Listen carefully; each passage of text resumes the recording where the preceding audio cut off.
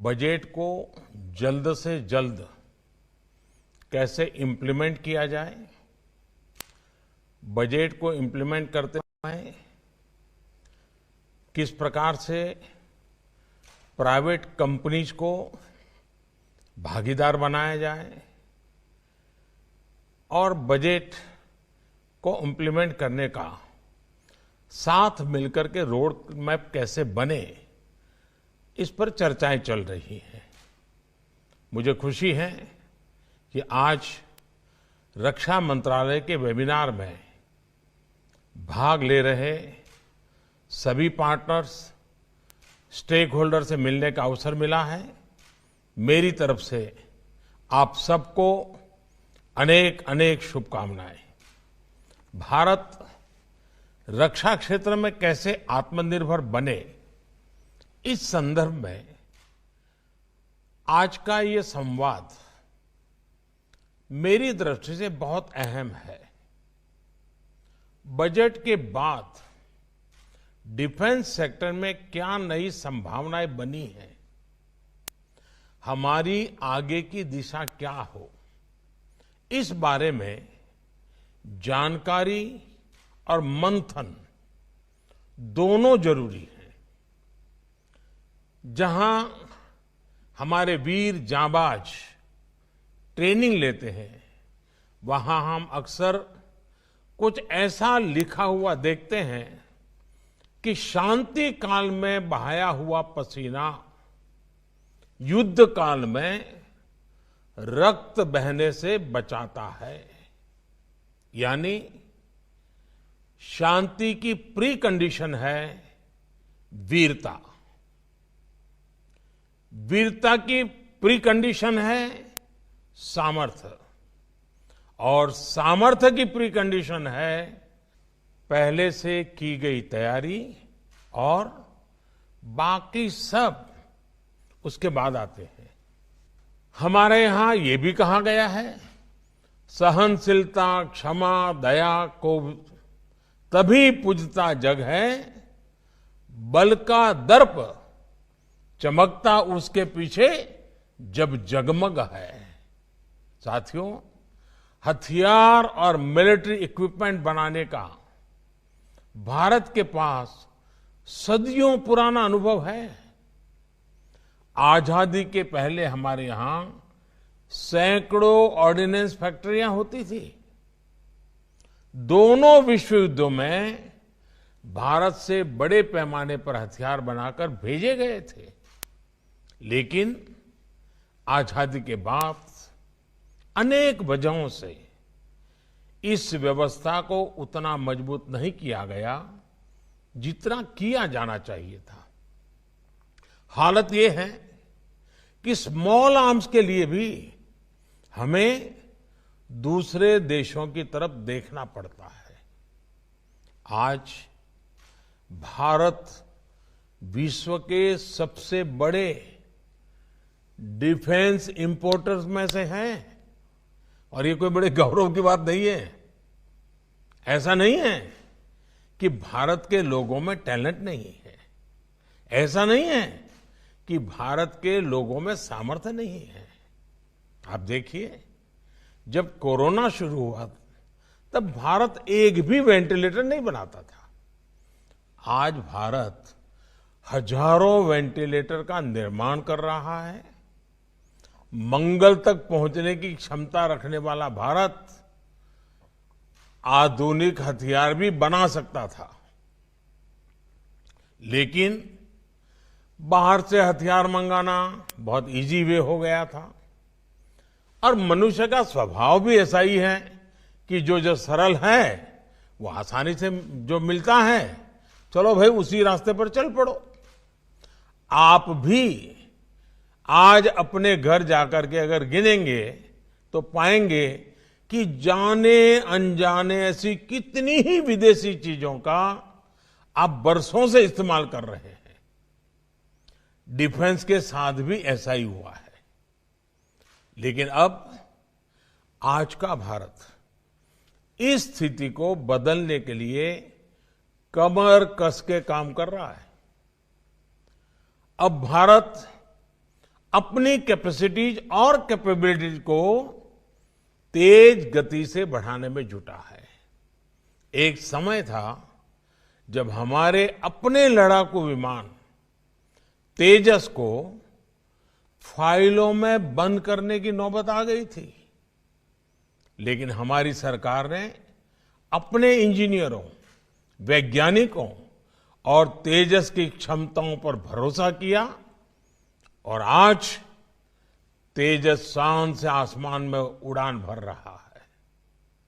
कुछ सप्ताह पहले ही तेजस के लिए 48,000 करोड़ रुपए का ऑर्डर दिया गया है। कितने एमएसएमई सेक्टर जो इसके साथ जुड़ेंगे, कितना बड़ा कारोबार होगा।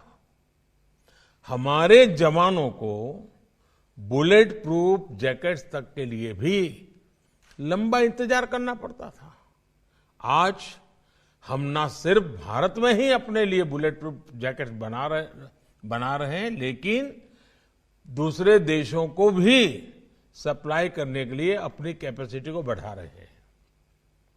साथियों, चीफ ऑफ डिफेंस स्टाफ के पद का गठन होने से procurement, process, trial and testing, उपकरणों के इंडक्शन, सर्विसेज की प्रक्रियाओं में यूनिफॉर्मिटी लाना बहुत सरल हो गया है और हमारे सभी डिफेंस फोर्स के सभी तीनों विंग के सहयोग से ये काम बहुत तेजी से आगे भी बढ़ रहा है।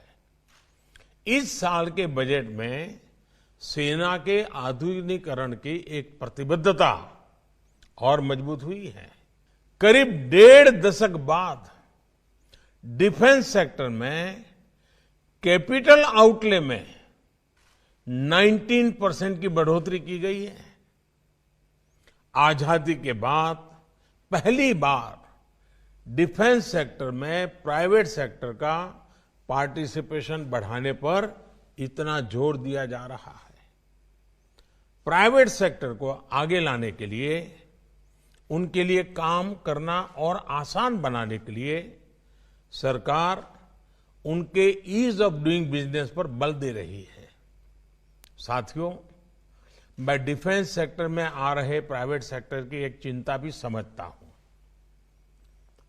अर्थव्यवस्था के अन्य सेक्टर्स के मुकाबले डिफेंस सेक्टर में सरकार का दखल कई गुना ज्यादा है। सरकार ही एकमात्र बायर है, सरकार स्वयं मैन्युफैक्चरर भी है और सरकार की अनुमति के बिना एक्सपोर्ट करना भी मुश्किल है। और यह स्वाभाविक भी है क्योंकि यह सेक्टर नेशनल सिक्योरिटी से जुड़ा हुआ है। लेकिन साथ ही प्राइवेट सेक्टर की साझेदारी के बिना 21वीं सदी का डिफेंस मैन्युफैक्चरिंग इकोसिस्टम खड़ा नहीं हो सकता, यह भी मैं तो भली भांति समझता हूं और अब सरकार के सभी अंग भी समझ रहे हैं। और इसलिए आपने देखा होगा कि 2014 से ही हमारा प्रयास रहा है कि ट्रांसपेरेंसी, प्रेडिक्टेबिलिटी और ईज ऑफ डूइंग बिजनेस के साथ हम इस सेक्टर में लगातार एक के बाद एक कदम उठाते हुए आगे बढ़ रहे हैं। Delicensing, deregulation, export promotion, foreign investment liberalisation, ऐसे अनेक उपायों के साथ हमने इस सेक्टर में एक के बाद एक मजबूत कदम उठाए हैं। और मैं ये भी कहूंगा कि मुझे इन सारे प्रयासों के लिए सबसे ज्यादा सहयोग, सबसे ज्यादा मदद यूनिफॉर्म फोर्सेस की लीडरशिप से मिली है।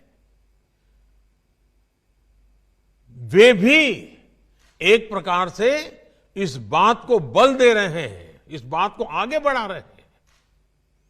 साथियों, जब डिफेंस फोर्स का यूनिफॉर्म पहना हुआ व्यक्ति वो जब इस बात को कहता है ना, तब उसकी ताकत बहुत बढ़ जाती है। क्योंकि जो यूनिफॉर्म पहन करके खड़ा है, उसके लिए तो जीवन और मृत्यु का जंग होता है। वो अपना जीवन संकट में डालकर देश की रक्षा करता हो, और वो जब आत्मनिर्भर भारत के लिए आगे आया हो, तो कितना सकारात्मक और उत्साह से भरा हुआ वातावरण होगा, इसकी आप भली भांति कल्पना कर सकते हैं। आप ये भी जानते हैं कि भारत ने डिफेंस से जुड़े ऐसे 100 महत्वपूर्ण डिफेंस आइटम्स की लिस्ट बनाई है, जिसे नेगेटिव लिस्ट कहते हैं, जिन्हें हम अपनी स्थानीय इंडस्ट्री की मदद से मैन्युफैक्चर कर सकते हैं। इसलिए टाइमलाइन इसलिए रखी गई है ताकि हमारी इंडस्ट्री जरूरतों का पूरा करने का सामर्थ्य हासिल करने के लिए प्लान कर सके। सरकारी भाषा में ये नेगेटिव लिस्ट है, लेकिन मैं इसको जरा अलग तरीके से देखता हूं। जिसको दुनिया नेगेटिव लिस्ट के नाम से जानती है, मेरी दृष्टि से ये आत्मनिर्भरता की भाषा में पॉजिटिव लिस्ट है। ये वो पॉजिटिव लिस्ट है जिसके बल पर हमारी अपनी मैन्युफैक्चरिंग कैपेसिटी बढ़ने वाली है। ये वो पॉजिटिव लिस्ट है जो भारत में ही रोजगार निर्माण का काम करेगी। ये वो पॉजिटिव लिस्ट है जो अपनी रक्षा जरूरतों के लिए हमारी विदेशों पर निर्भरता को कम करने वाली है। ये वो पॉजिटिव लिस्ट है जिसकी वजह से भारत में बने प्रोडक्ट्स की भारत में बिकने की गारंटी भी है। और ये वो चीजें हैं जो भारत की आवश्यकता के अनुसार, हमारे क्लाइमेट के अनुसार, हमारे लोगों के स्वभाव के अनुसार निरंतर इनोवेशन होने की संभावना इसके अंदर अपने आप समाहित है। चाहे हमारी सेना हो या फिर हमारा आर्थिक भविष्य, ये हमारे लिए एक प्रकार से पॉजिटिव लिस्ट ही है, और वो आपके लिए तो सबसे ज्यादा पॉजिटिव है। और मैं आज इस बैठक में आप सभी को ये भरोसा देता हूं कि डिफेंस सेक्टर से जुड़ा हर वो सामान जिसे डिजाइन करने, जिसे बनाने का सामर्थ्य देश में है, किसी सरकारी या प्राइवेट कंपनी में है, वो बाहर से लाने की अप्रोच नहीं रखी जाएगी। आपने देखा होगा, रक्षा के कैपिटल बजट में भी डोमेस्टिक प्रोक्योरमेंट के लिए एक हिस्सा रिजर्व कर दिया गया है। ये भी हमारा एक नया इनिशिएटिव है। ये प्राइवेट सेक्टर से आग्रह करूंगा कि मैन्युफैक्चरिंग के साथ साथ डिजाइन और डेवलपमेंट में भी आप आगे आएं। भारत का विश्व भर में परचम लहराएं, मौका है, जाने मत दीजिए। इंडिजीनियस डिजाइन और डेवलपमेंट के क्षेत्र में डीआरडीओ का अनुभव भी देश के प्राइवेट सेक्टर को लेना चाहिए। इसमें नियम कायदे आड़े न आए, इसके लिए डीआरडीओ में बहुत तेजी से रिफॉर्म भी किए जा रहे हैं। अब प्रोजेक्ट्स की शुरुआत में ही प्राइवेट सेक्टर को शामिल कर लिया जाएगा। साथियों, दुनिया के अनेक छोटे छोटे देश पहले कभी अपनी सुरक्षा के लिए इतनी चिंता नहीं करते थे, लेकिन बदलते हुए वैश्विक माहौल ने, नई चुनौतियां सामने आने के कारण अब ऐसे छोटे छोटे देशों को भी अपनी सुरक्षा के लिए चिंता करनी पड़ रही है।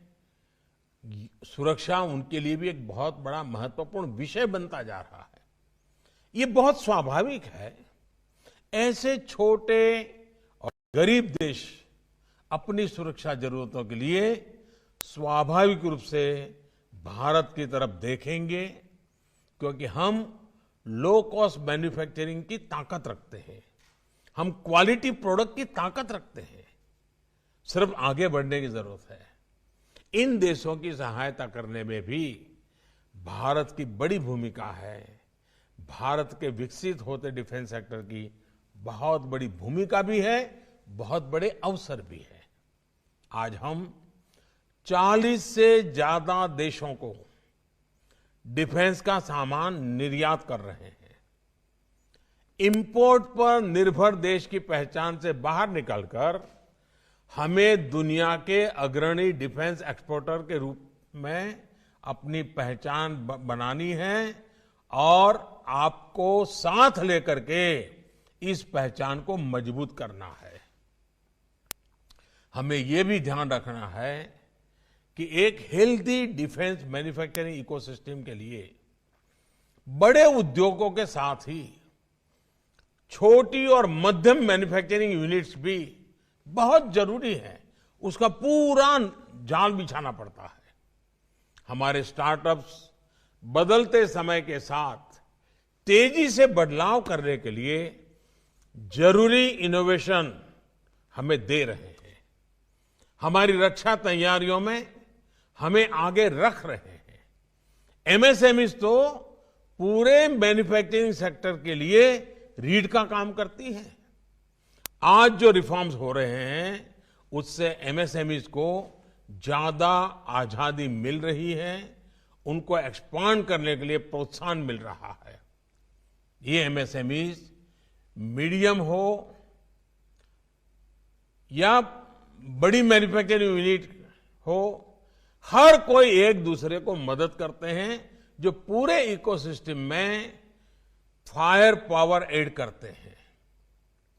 ये नई सोच और नई अप्रोच हमारे देश के नौजवानों के लिए भी बहुत अहम है। आईडेक्स जैसे प्लेटफॉर्म हमारी स्टार्टअप कंपनीज और युवा एंटरप्रेन्योर्स को इस दिशा में प्रोत्साहित कर रही हैं। देश में आज जो डिफेंस कॉरिडोर बनाए जा रहे हैं वो भी स्थानीय उद्यमियों, लोकल मैन्युफैक्चरिंग को मदद करेंगे। यानी आज हमारे डिफेंस सेक्टर में आत्मनिर्भरता को हमें जवान भी और नौजवान भी, इन दोनों मोर्चों के सशक्तिकरण के रूप में देखना होगा। साथियों, एक समय था जब देश की सुरक्षा जल, थल और नभ की सुरक्षा से ही संबंधित थी।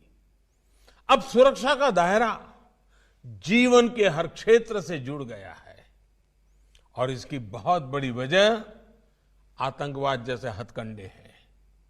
इसी तरह साइबर अटैक एक ऐसा नया मोर्चा खुल गया है जिसने सुरक्षा का पूरा आयाम ही बदल दिया है। एक जमाना था जब सुरक्षा के लिए बड़े बड़े हथियार मंगाने होते थे।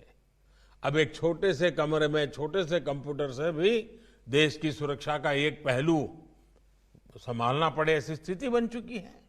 और इसलिए हमें परंपरागत डिफेंस आइटम के साथ ही 21वीं सदी की टेक्नोलॉजी और उस टेक्नोलॉजी ड्रिवेन आवश्यकताओं को देखते हुए ही हमें एक फ्यूचरिस्टिक विजन के साथ काम करना होगा और इन्वेस्टमेंट अभी करना होगा। इसलिए आज ये भी जरूरी है कि हमारे उच्च शिक्षा वाले संस्थानों में, रिसर्च इंस्टीट्यूट्स में, यूनिवर्सिटीज में, हमारे एकेडमिक वर्ल्ड में डिफेंस से जुड़े, डिफेंस स्किल से जुड़े कोर्सेज पर भी skill development, human resource development, इस पर भी ध्यान देना पड़ेगा। रिसर्च और इनोवेशन पर भी ध्यान देना पड़ेगा। इन कोर्सेज को भारत की आवश्यकता के मुताबिक डिजाइन करना समय की मांग है। इसलिए परंपरागत डिफेंस के लिए जैसे एक यूनिफॉर्म वाला फौजी होता है, वैसे ही हमें एकेडमिक वर्ल्ड वाले, रिसर्च करने वाले, सुरक्षा एक्सपर्ट को भी देखना होगा। हमें इस आवश्यकता को समझते हुए भी कदम उठाने होंगे। मुझे उम्मीद है अब आप लोग इस दिशा में भी आगे बढ़ेंगे।